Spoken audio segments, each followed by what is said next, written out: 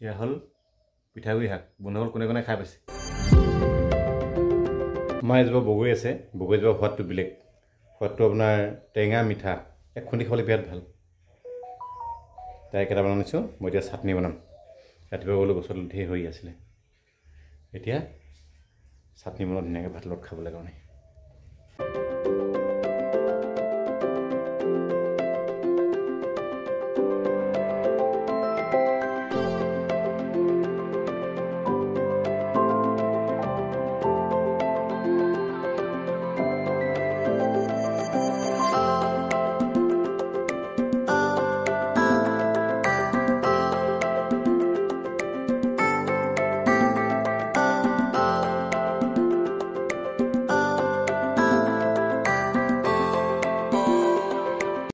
এয়া হ'ল পিঠাগুড়ি শাক। বন্ধুসকল কোনে কোনে খাই পাইছে?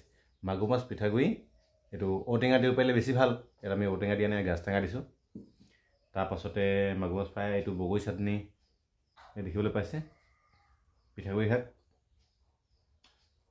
পিঠাগুড়ি শাকৰ টেষ্টেই বেলেগ।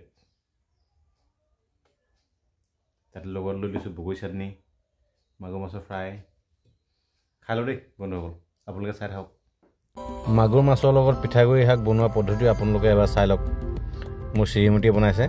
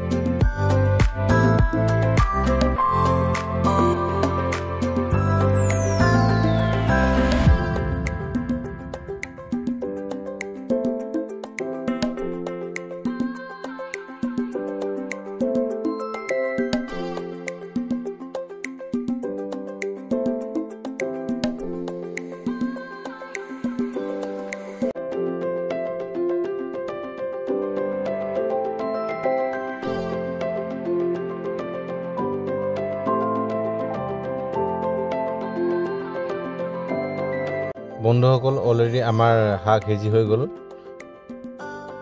ভিডিঅ'টো ভাল লাগিলে লাইক কৰিব, লগতে ছাবস্ক্ৰাইব কৰিব নাপাহৰিব। Tata, bye bye.